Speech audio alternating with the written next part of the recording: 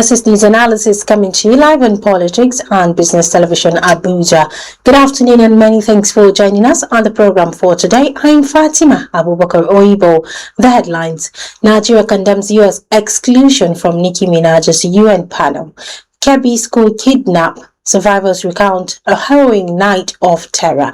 Tinubu departs for South Africa, Angola to join G20 and AU-EU summit. And on the foreign scene, Israeli strikes on southern Lebanon kill at least 14 amid ceasefire violations. Details of the stories and more to come shortly after the break. To stay with us.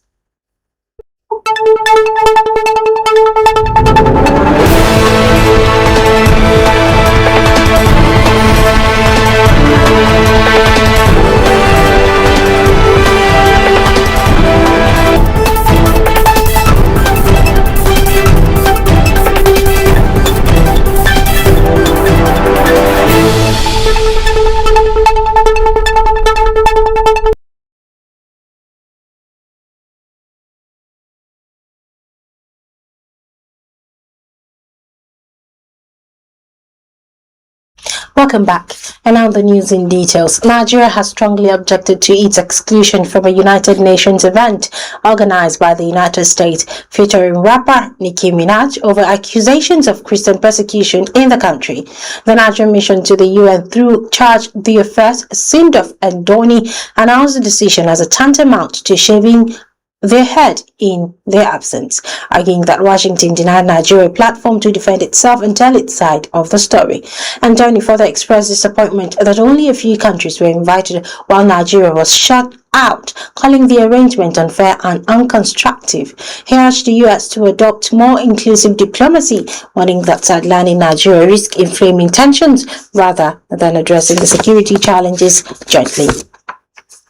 Meanwhile, in a chilling account, survivors of the Kebbi State school kidnapping described the pre-dawn terror that upended their dormitory. Gunshots rang out around 4 a.m. as masked attackers scaled the school fence and raided the government girls' comprehensive secondary school in Maga.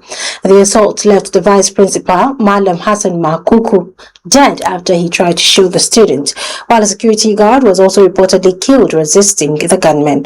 One of the abducted students miraculously escaped, trekking through dense forest before finding her way home late that same day. Survivors and witnesses say panic and grief swept the community, prompting prayers, outrage, and renewed calls for urgent action as authorities intensify efforts to bring the remaining girls back safe. In another development, President Politicians&BusinessTV.English left Abuja on Wednesday for a two-nation diplomatic mission beginning in Johannesburg, South Africa, where he will attend the 20th G20 Leaders Summit.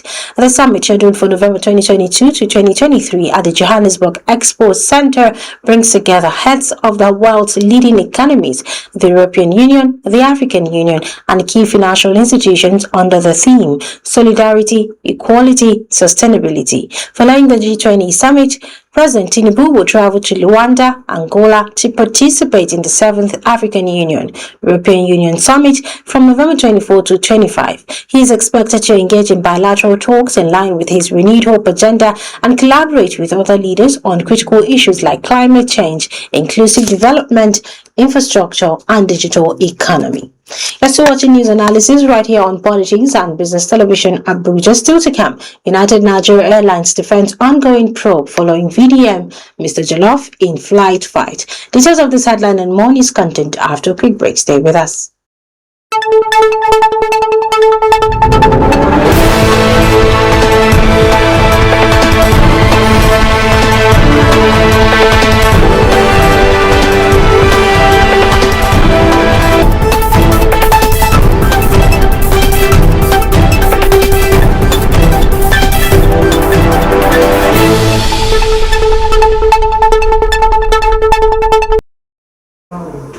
Welcome back.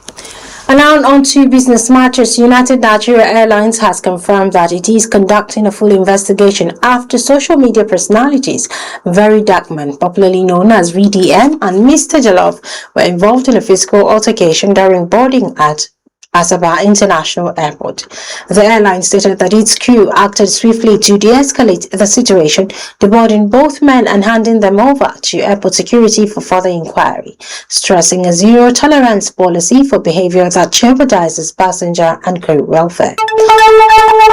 Meanwhile, both VDM and Mr. Jollof has issued public apologies for the incident. Mr. Jollof said he was only defending himself and expressed regret for any disruption caused to fellow passengers, the airline, the NCAA, his family, and his employer. The Nigerian Civil Aviation Authority has also vowed to sanction them, warning that their actions breached aviation safety regulations. And on the foreign scene, Israel carried out multiple air and drone strikes in southern Lebanon, including a devastating attack on Ain al-Hilweh, a Palestinian refugee camp near Sidon, that killed at least 13 people, according to Lebanon's health ministry. The Israeli military said it targeted a Hamas training compound in the camp, while Hamas denied its presence there, calling the claim a fabrication. In a separate drone strike in the town of Atiri, one person was killed and 11 others, including schoolchildren and a nearby bus, were wounded, raising fresh outrage over the mounting civilian toll. The strikes mark yet another sharp escalation of hostilities in the broader region, despite a fragile ceasefire agreement brokered last year. And now for sport news, let's join Abel Sunday.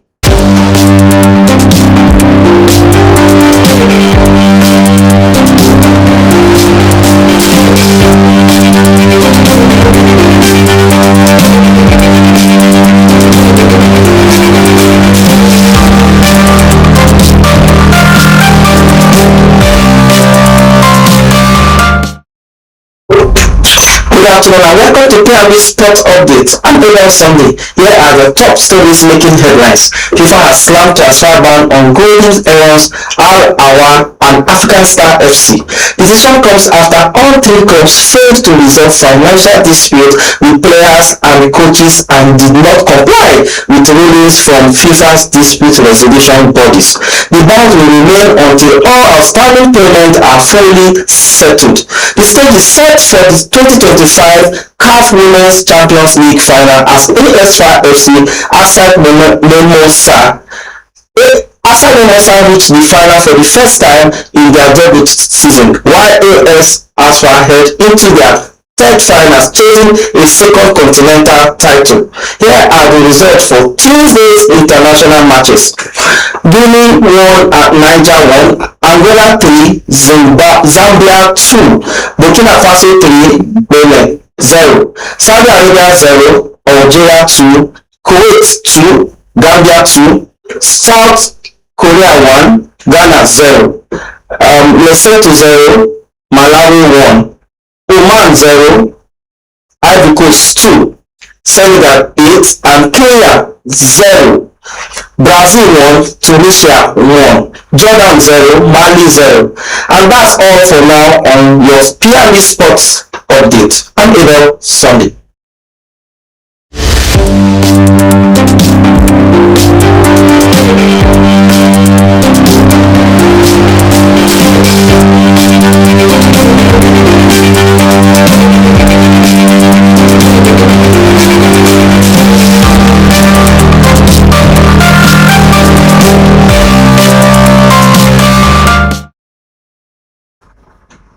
Welcome back.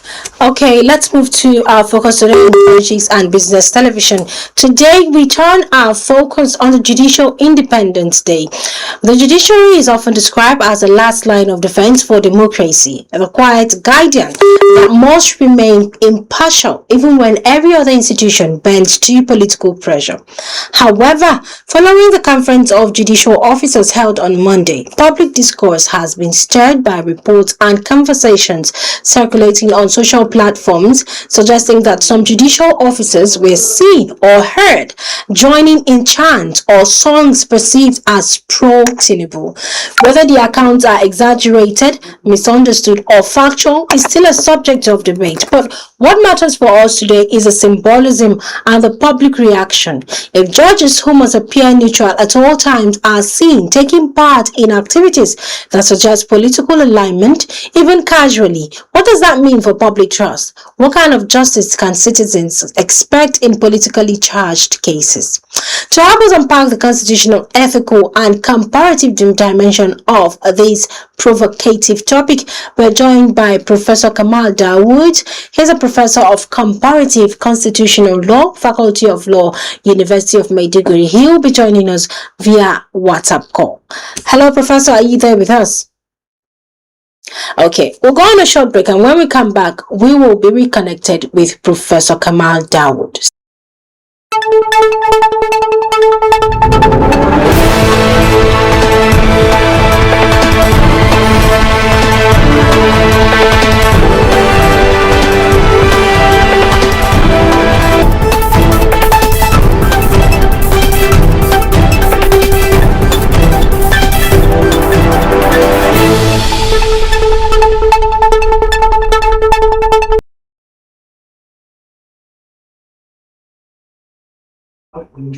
Welcome back. As I've said, we are joined by Professor Kamal Dawood. Professor, welcome to the program. Thank you for having me. Okay, Professor, even the perception of political alignment by judges can be damaging. In comparative constitutional systems, how dangerous is it when judges participate intentionally or unintentionally in actions or expressions that appear politically partisan? Yes, the thing is that individually we could be something different, but institutionally judiciary is independent. But individually, what people tend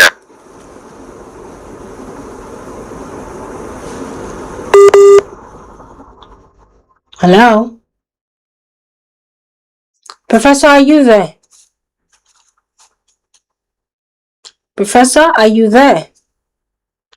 Okay, I think we're having a breach in the network. Let's go on a short break and we'll connect with the professor.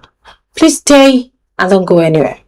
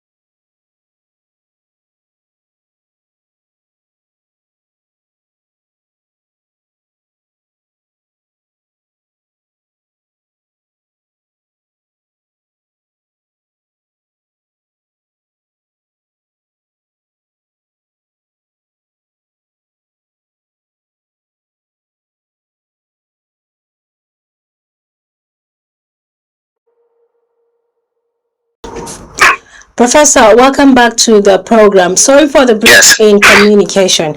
So as we were saying, I was asking the question, I said, even the perception of political alignment by judges can be damaging. In comparative constitutional systems, how dangerous is it when judges participate intentionally or unintentionally in actions or expressions that appear politically partisan?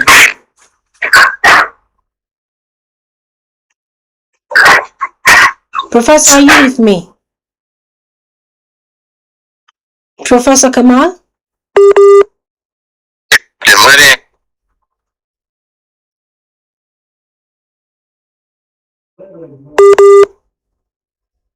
Professor Kamal. What I saw happened. Yes, I can hear you. Can you hear me? Yes, I can hear you. Can you hear me? I can hear you now. Yes, it is improper and it's very dangerous to our democracy.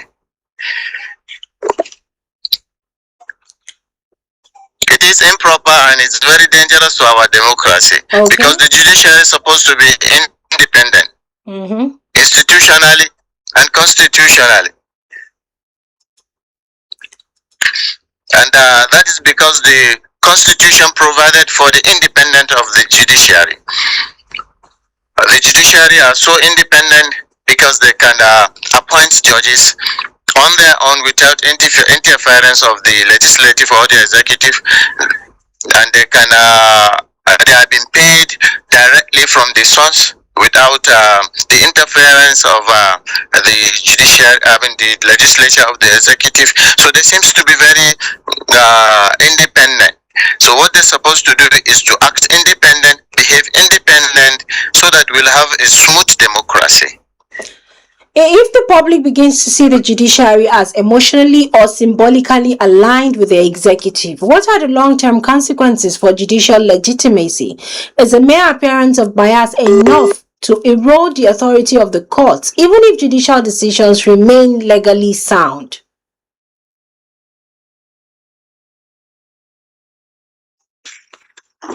Professor Kamal, are you with me? Yes. What happened is one could always relate what the emotion of the judiciary and the judicial staff, particularly the High Court, Court of Appeal, and the Supreme Court justices, looking at the increment in their salary with 300 in a way. Okay. So is the mere appearance of bias enough to erode the authority of the courts? Yes. The issue of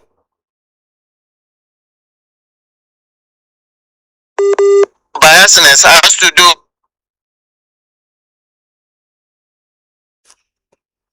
the sitting and Okay, at the Monday conference, many discussions focused on judicial ethics and responsibility. They're celebrating what is behind, what is behind the increment that happened, and they are celebrating it. Okay. And look, I think it's worth celebrating, honestly. Okay. At the Monday conference, many discussions focus on judicial ethics and responsibility. Yes. So how do we reconcile human behavior, judges being social beings, with the strict ethical expectation placed upon them?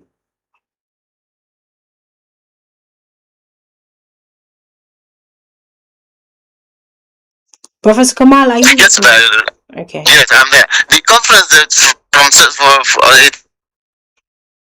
itself is part of their duties and responsibilities, as that part of it. Enough decorum, to the extent that the public will. I think we are having a lot of communication. Apply the law up to the fact. That is why it's very important for you to see that the public, we want to see that there is no element of biasness when they are doing their duties. Okay, where is the line between normal human expression and ethical inappropriate conduct? Yes, the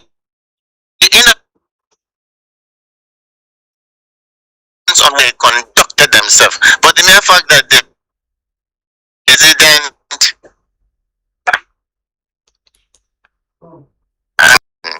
emotion, particularly looking at the fact that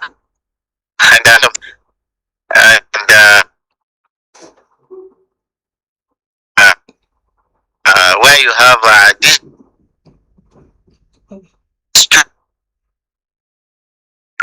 Okay. there's been a lot of breach in communication between I and Professor Kamal Dawood, but I know that this topic will still come back in our subsequent bulletin, and we'll be able to get through to Professor Kamal Dawood and be able to have his insights on this crucial issue.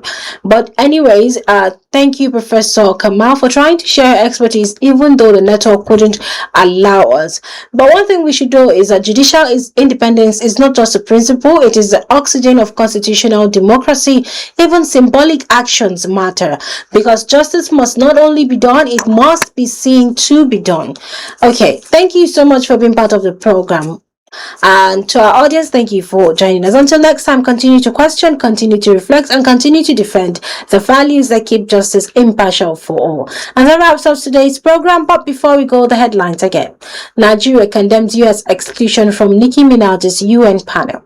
Kebbi school kidnapped, survivors recount harrowing night of terror. Tinubu departs for South Africa, Angola to join G20 and AU-EU summit. And on the foreign scene, Israeli strikes on southern Lebanon kill at least 14 amid ceasefire violations.